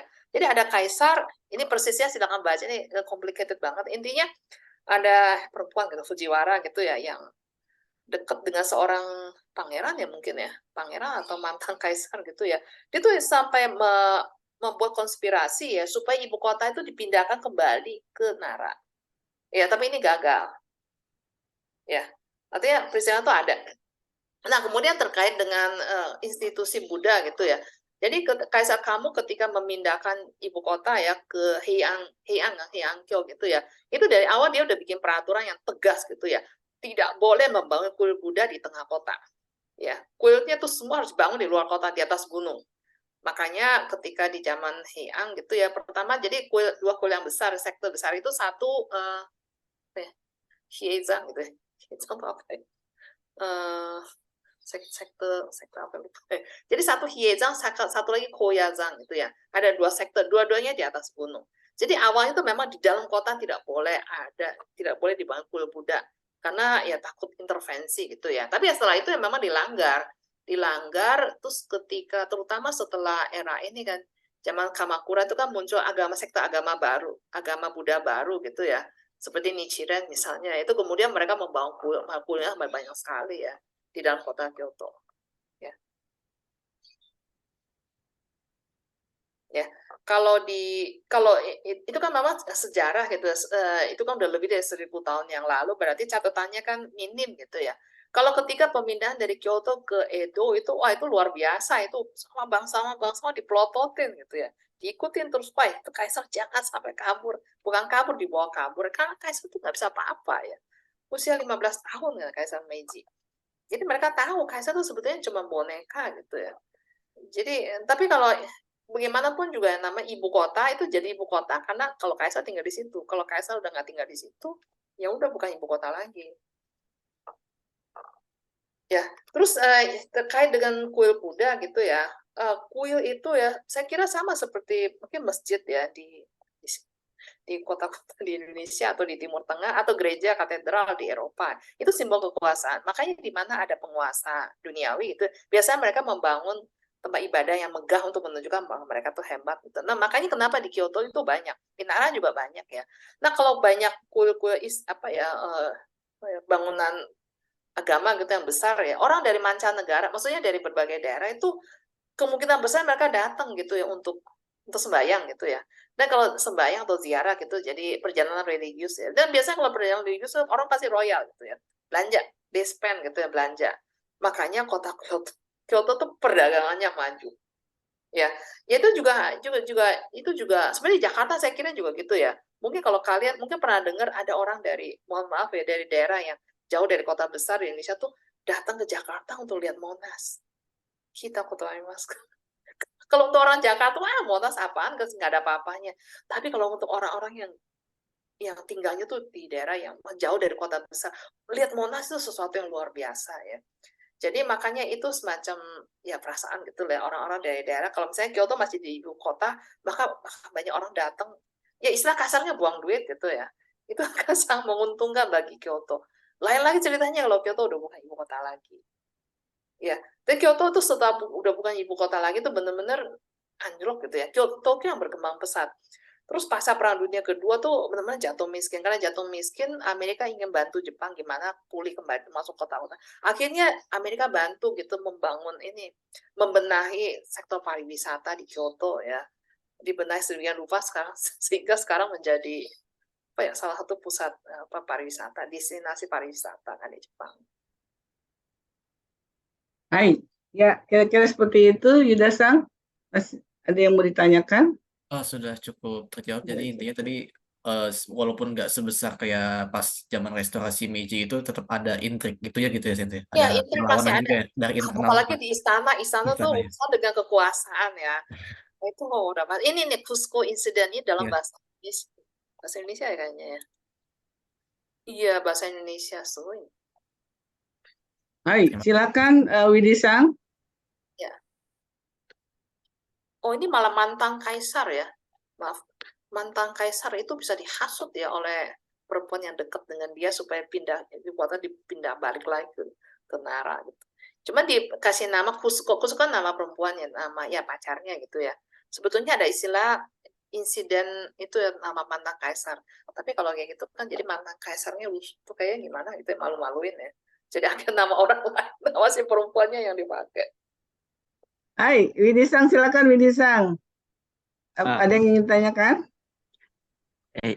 Ya, sebelumnya terima kasih atas kesempatannya. Di sini saya sebenarnya cukup tertarik dengan sejarah-sejarah Jepang, terutama pada saat zaman awal-awal Jepang Jomon. Tapi untuk materi kali ini yang saya tanyakan sebenarnya tentang restorasi Meiji itu sendiri. Nah, seperti yang banyak yang kita tahu bahwa restorasi Meiji itu kan benar-benar mengubah Jepang gitu ya, mulai dari sistem penanggalan dan lain-lain. Nah, sebenarnya Bu Susi, sebenarnya apa restorasi Meiji ini kapan benar-benar dimulai bahwa dia benar-benar mengubah Jepang gitu? Karena seperti yang tadi Bu Susi jelaskan bahwa Kaisar Meiji itu kan masih kecil, lalu ibu kotanya kan dipindah ke Edo. Nah, untuk langkah Kaisar Meiji-nya yang sebenarnya mengubah Jepang menjadi negara yang dengan ekonomi kuat itu sebenarnya kapan itu? Jadi ya, ini ya, kalau para mahasiswa tuh pasti familiar dengan istilah Sonno-jōi gitu kan. Jadi ketika orang asing datang, orang Amerika, orang Belanda, orang Prancis datang ke Jepang, terus Tokugawa nggak bisa apa-apa ya, karena kan orang Amerika punya senjata. Jadi akhirnya orang kelompok yang anti Tokugawa itu meneriakkan slogan Sonno-jōi yang menjunjung tinggi kaisar dan mengusir orang asing ya. Ini bohong ya. Ini bohong, karena setelah mereka berkuasa, yang mereka lakukan adalah membuka diri pintu selebar-lebarnya bagi orang asing. Ya, restorasi itu sebenarnya westernisasi ya. Nah, restorasi Meiji itu sebetulnya tulang punggungnya, jadi penggerak tenaga intinya siapa ya? Jadi gini, setelah Komodo Perry datang itu di tahun 1853 ya. Setelah Komodo Perry datang ya, pemerintah Tokugawa langsung gitu, langsung menyadari bahwa Jepang itu lemah secara militer. Kemudian secara industri itu lemah ya. Terus tahun 1854, jadi setelah Perry datang gitu ya, Shogun itu langsung minta ke kepala kantor, minta kepada Raja Belanda ya, melalui kepala kantor perwakilan Belanda di Nagasaki ya, minta supaya didatangkan instruktur ya, untuk datang ke Jepang, untuk melatih, mendidik anak-anak muda Jepang, untuk nantinya membangun angkatan laut ya. Itu kemudian angkatan laut ya, sekolahnya didirikan ya. Dirikan tuh maksudnya nggak ada bangunannya. Bangunannya minjem kuil ya. Kuil kan tuh kan bangunan udah ada ya. Kuil lumayan megah gitu di Nagasaki. Itu yang membiayai semuanya itu dari pemerintah Tokugawa, anak-anak kelas samurai ya, bushi itu banyak dikumpulkan kemudian sekolah di sana. Terus mereka ini jadi tulang punggung cikal bakal dari angkatan laut Jepang ya. Kemudian sekitar tahun 1860 gitu ya, itu pemerintah Tokugawa mengirim mahasiswa ke pelajar ya, ke Eropa, ke Belanda, kemudian ke Inggris. Jadi yang pertama-tama mengirim mahasiswa orang Jepang untuk sekolah ke Eropa itu bukan rejim Meiji, tapi rejim Tokugawa. Ya, kirim ke sana. Kemudian Satsuma dan Choshu yang katanya anti Tokugawa, mereka juga daimyo-nya itu, daimyo kan punya uang kan, itu juga mengirim para pemudanya sekolah ke Inggris. Nah ini mereka ketemu nih, ini orang yang dari kiriman Tokugawa sama yang dikirim oleh Satsuma dan Choshu ketemu di Inggris ya, tahu sama tahu lah.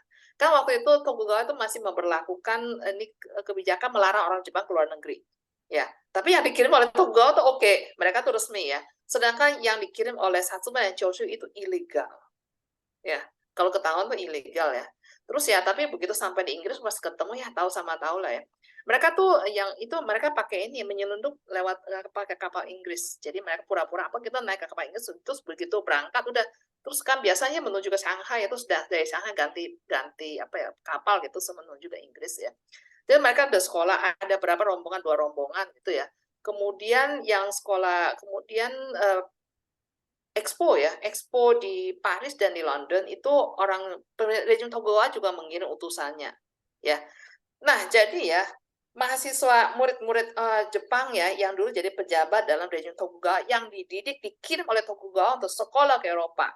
Kemudian para pejabat Tokugawa yang diberi kesempatan mewakili Tokugawa untuk keliling dunia, ada ke Amerika, ada ke Eropa, ikut Expo dan sebagainya. Berarti mereka ini adalah orang-orang yang kaya pengalaman kan. Sebetulnya mereka ini adalah tulang punggung dari modernisasi pasar restorasi Meiji. Ya. Jadi sejarah itu nggak ada diskontinuitas ya, nggak ada tuh ceritanya kemarin masih sangat tertutup, hari ini mendadak jadi orang hebat ya. Ya ibaratnya from zero to hero gitu kan. Kemarin nggak ada apa-apa, sekarang jadi. Itu nggak mungkin ya. Sejarah itu pasti bertahap, itu perubahan itu pasti bertahap ya. Jadi sebetulnya Tokugawa itu sekali dilihat gitu ya, itu satu ya. Kemudian pabrik tekstil, pabrik eh, galangan kapal ya, pabrik kapal, tempat untuk membangun kapal. Kapal itu jadi bisa kapal pelayaran, bisa untuk kapal perang gitu ya. Itu ide pertama itu adalah dari seorang pejabat Tokugawa yang dikirim ke Amerika di tahun 1860. Jadi di Amerika itu masih zaman Tokugawa itu mereka keliling Amerika tuh ini apa namanya studi banding gitu. Fotonya masih ada di Amerika, masih ada ya. Sekarang di internet juga ada ya. Jadi pulang itu mereka lihat, oh kita mesti bikin nih ya. Jadi minta bantuan teknis dari Amerika, mereka bikin kapal itu, galangan kapal di Yokosuka. Yokosuka itu sekarang jadi pangkalan militer Amerika ya. Dulunya itu pangkalan militer untuk angkatan laut Jepang itu ya. Jadi kemudian pabrik tekstil.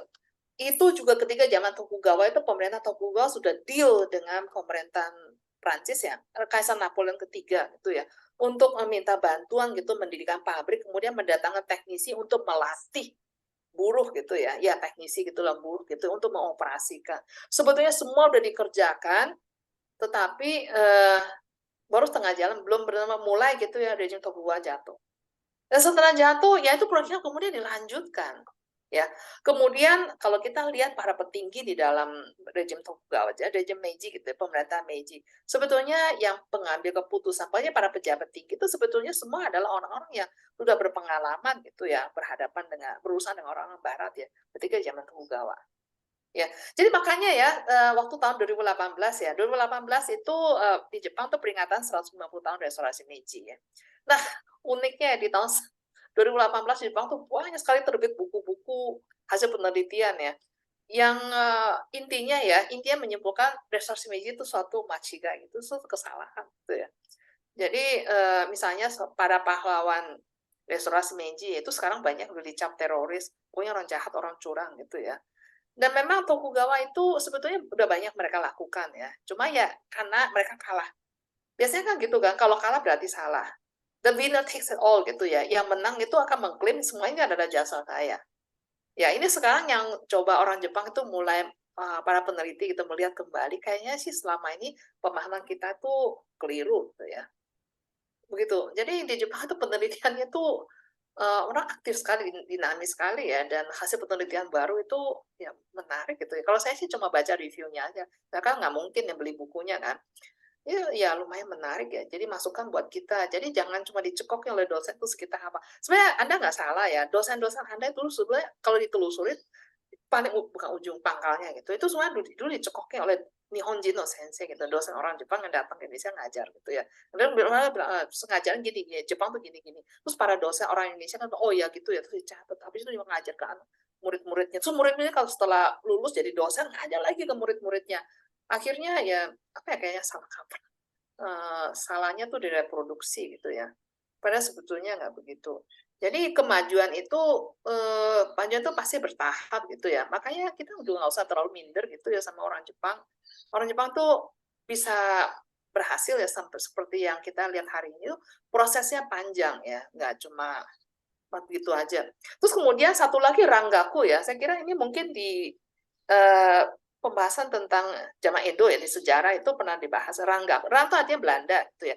Jadi ketika zaman Belanda itu pemerintah Tokugawa itu mewajibkan sekelompok anak-anak muda gitu untuk belajar bahasa Belanda. Nah ini kemudian mereka tugasnya jabatannya penerjemah bahasa Belanda. Ini jabatannya turun-temurun. Jadi kalau bapaknya penerjemah, nanti anaknya diberi fasilitas dia belajar bahasa Belanda, kemudian dia mengajar bahasa Belanda gitu ya. Jadi di Jepang sendiri ketika zaman Tokugawa sudah ada sekelompok orang yang mengakhi bahasa Belanda.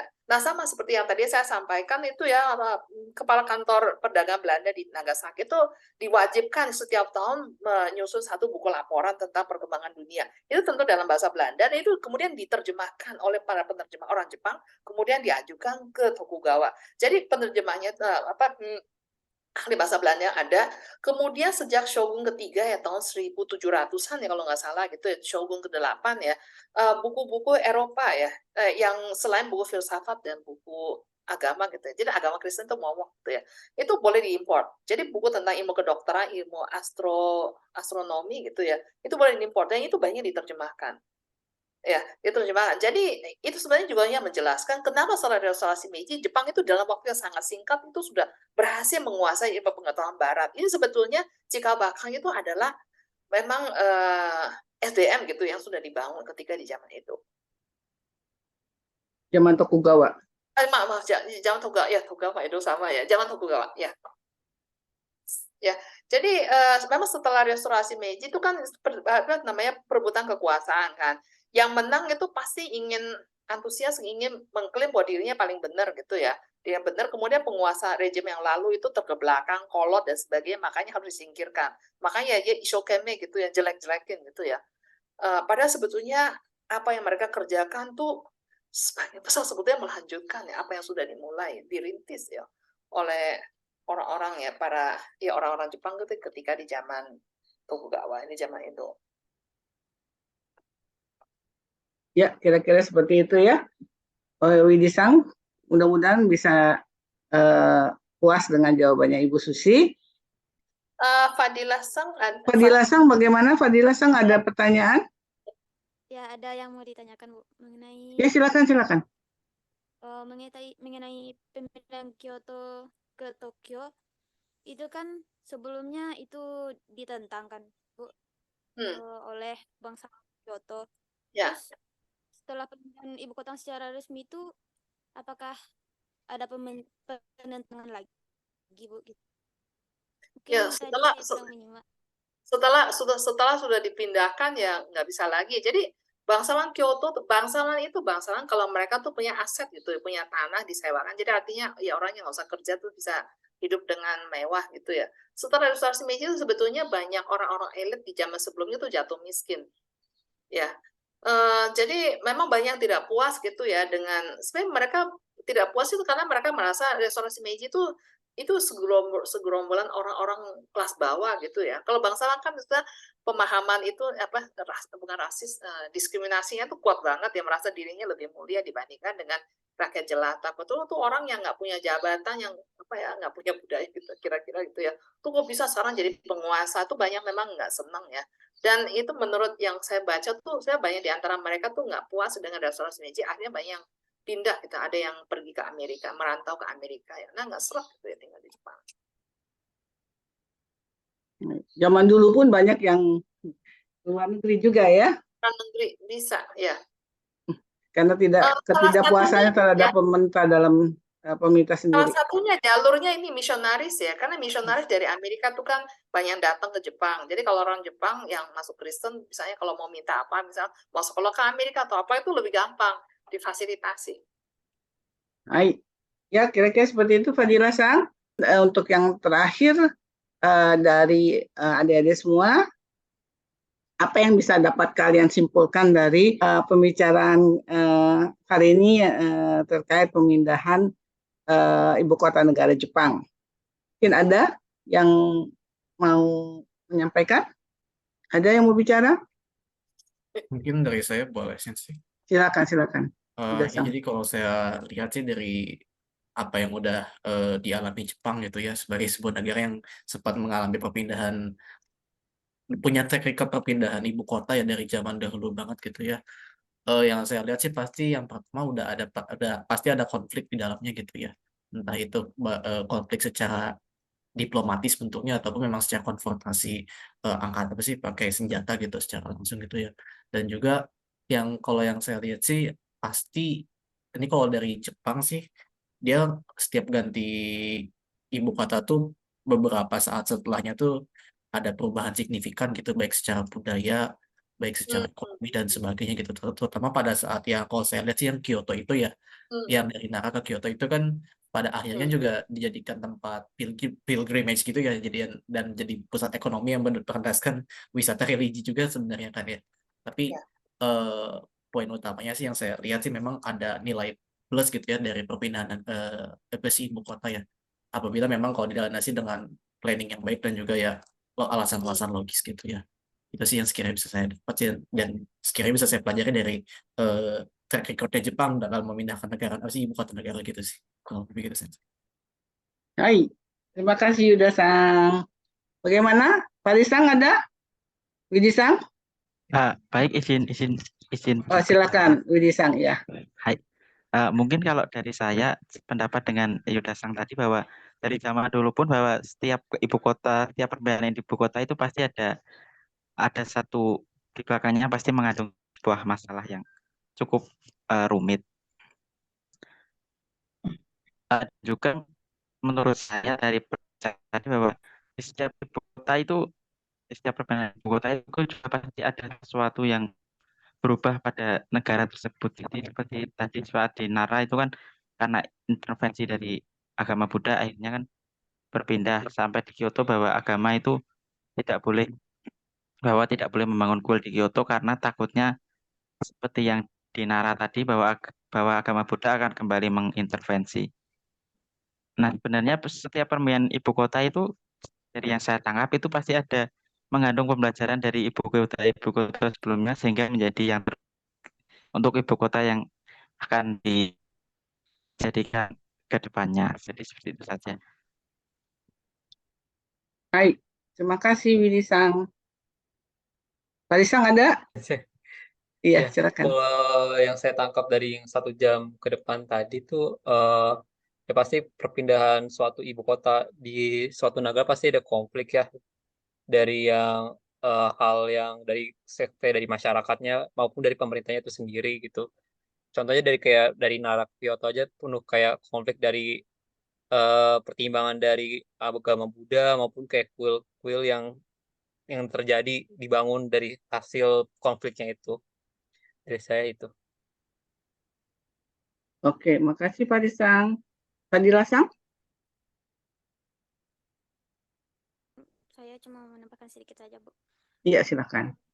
Mengenai pemindahan ibu kota itu kan tujuannya demi kebaikan untuk pemerintahnya itu. Cuman ya setiap pilihan yang dirasanya baik itu juga ada yang menentang, yang tidak setuju gitu. Ya, karena akan mengurangi mengurangi kenyamanan orang-orang yang sudah nyaman. Ya, terusik kenyamanannya. Ya. Kepentingan tuh pasti ada ya. Oke, mungkin terakhir dari Bu Susi, apa yang bisa kita pelajari dari Jepang ini, pemindahan kekuasaan negara Jepang ini, pemindahan ibu kota negara Jepang ini gitu, yang bisa kita pelajari gitu untuk orang-orang di Indonesia. Sebetulnya setiap negara tuh sebetulnya manusia di mana-mana sama gitu yang pasti ada kelompok-kelompok yang kepentingannya bertentangan gitu, konflik kepentingan ya. Jadi pemindahan ibu kota ya bisa dianggap sebagai salah satu kebijakan ya dari suatu rejim gitu penguasa. Dan kemudian pasti ada kelompok yang menentang gitu ya. Mungkin kalau dari saya ya, kita seringkali kalau studi Jepang gitu di Indonesia kita hanya melihat Jepang itu sebagai satu objek gitu ya, dan merasa Jepang itu beda sendiri. Pokoknya aneh sendiri, beda sendiri. Tapi kalau kita telusuri gitu, lihat prosesnya ya, sebetulnya sangat-sangat manusiawi ya. Orang Jepang itu juga manusia. Orang Jepang itu mungkin kalian tuh waktu ada mata kuliah budaya Jepang mungkin ya, kemudian ditekankan tuh wa gitu ya, budaya wa ya, orang Jepang mementingkan keharmonisan ya. Tapi yang orang Jepang tuh manusia ya. Itu hidup manusia itu dalam masyarakat tuh pasti ada konflik kepentingan.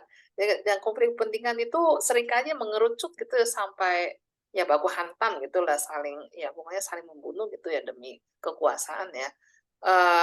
Dan ya salah satu bentuk ya dari konflik kepentingan gitu, ya itu saya kira itu juga pemindahan ibu kota. Jadi kalau dari saya sih pada dasarnya saya memberikan pemahaman ya pada Anda semua bahwa orang Jepang itu juga manusia gitu ya. Jadi jangan percaya dengan misalnya ada yang bilang orang Jepang itu mementingkan keharmonisan. Itu orang Jepang tuh nggak pernah berantem gitu ya.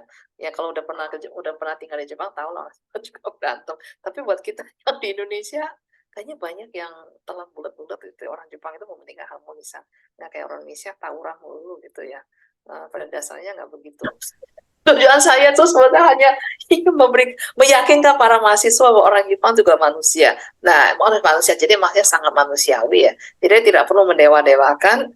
Nah, tapi di samping itu kita lihat misalnya usaha apa gitu ya, kerja keras apa yang telah dilakukan oleh orang Jepang konkretnya sehingga mereka bisa maju dan moga-moga itu bisa jadi masukan untuk kita ya. Jadi bukan hanya belajar tentang Jepang, hafal tahun berapa apa yang terjadi, selesai pas ujian nilainya bagus, SKS-nya terpenuhi, kemudian lulus cum laude itu selesai ya. Tidak demikian. Ya. Sebetulnya mempelajari sejarah negara apapun sangat menarik ya, termasuk negara Jepang ya. Asal ketidakmenarikan kita belajar sejarah Jepang, suatu negara itu karena kita menghafal gitu ya, menghafal tahun, nama gitu. Jadi kayaknya bosen ya. Tapi kalau belajar sejarah dari cerita itu sangat menarik dengan dengan bercerita, mendengar cerita gitu. Jadi semakin lama semakin menarik, semakin tertarik untuk mempelajari gitu ya. Jadi mudah-mudahan ke depannya adik-adik yang mempunyai minat terhadap sejarah Jepang terus mempelajari karena sejarah itu juga dinamis ya. Biasanya dengan ada penemuan-penemuan baru itu sejarah bisa saja yang kita pelajari sekarang bisa saja atau yang kita pelajari dulu bisa saja sejarah itu berubah karena ada penemuan-penemuan baru ya. Jadi seperti itu. Karena biasanya sejarah itu juga akan berubah kalau kita mendapatkan penemuan-penemuan baru, misalnya fakta-fakta sejarah yang mungkin sebelumnya tidak ada sekarang menjadi ada gitu kan ya. Seperti itu Ibu Susi ya. Sejarah itu ya saya kira Anda pasti mungkin pernah belajar gitu. Sejarah itu ditulis oleh orang yang menang. Sejarah manusia itu konflik ya. Dan ada yang menang, ada yang kalah. Itu sejarah itu ditulis oleh pihak yang menang. Jadi suara dari pihak yang kalah, meskipun mereka benar gitu ya, mereka sudah banyak memberi kontribusi, tapi mereka dibungkam. Ya. Tugas kita mempelajari sejarah itu adalah menggali, memberikan semacam keadilan ya. Ya kan biasanya kan yang menang dalam persaingan tuh mengklaim ini semua jasa saya, padahal sebetulnya tidak. Ya, demikian sharing ya. Sejarah Jepang yang terkait dengan pemindahan ibu kota negara Jepang ya, karena kita di Indonesia, bangsa Indonesia akan mengalami satu fase baru yaitu di mana ibu kota negara Indonesia akan berpindah dari Jakarta ke IKN. Saya sendiri yang di Jakarta deg-degan juga ya, gimana ya nanti jadinya di Jakarta gitu ya. Seperti itu, apakah akan menjadi seperti Kyoto pada waktu ditinggalkan kaisarnya ke Tokyo? Mudah-mudahan nggak terjadi. Jakarta tetap menjadi kota yang maju, walaupun ibu kota berpindah ke IKN. Ya, demikian teman-teman sharing kita tentang terkait sejarah Jepang ini. Terima kasih untuk Ibu Susi yang sudah menjadi narasumber yang sudah memberikan wawasan yang baru bagi kita semua terkait pemindahan ibu kota negara Jepang. Juga terima kasih untuk adik-adik mahasiswa ya, Faris, Yuda, Widi dan Fadila yang sudah ikut mendengarkan dan juga tanya jawabnya. Mudah-mudahan apa yang disampaikan pada hari ini oleh Ibu Susi akan bermanfaat untuk kalian berempat, juga untuk teman-teman di luar sana ya, untuk bisa menambah wawasan khususnya tentang sejarah Jepang. Ya, sampai jumpa lagi di lain kesempatan ya. Tetap sehat dan happy selalu ya, sejahtera, dan pastinya untuk adik-adik mahasiswa sukses dalam belajar ya, dan belajar menerima ilmu bukan mencari angka nilai. Hai ya, mata sayonara. Sampai jumpa lagi. Sampai jumpa lagi ya. Arigatou gozaimasu. Terima kasih. Arigatou gozaimasu.